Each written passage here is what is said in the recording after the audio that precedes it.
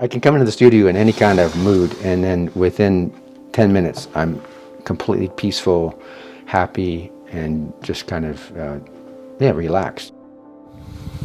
Because these are handmade, the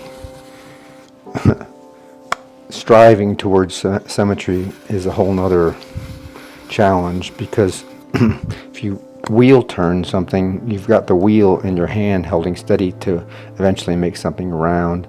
But when these are pinch coiled, there's a lot of wobble in them just from having been handmade. So these last steps are trying to approach more symmetry before I continue with the pattern.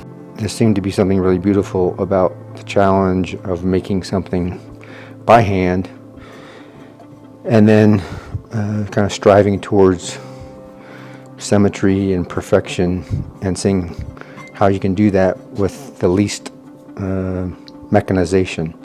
And so the traditions from Mexico and the Native Americans that I studied with was very fascinating, because there's also a beauty of handmade objects in that they are not completely sterile and symmetrical, and our eye picks up on that, and I think that adds to the beauty.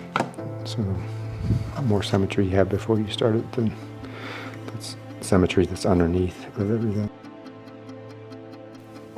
I want to create rhythm and pattern, and ideally when I close the loop that it meets up.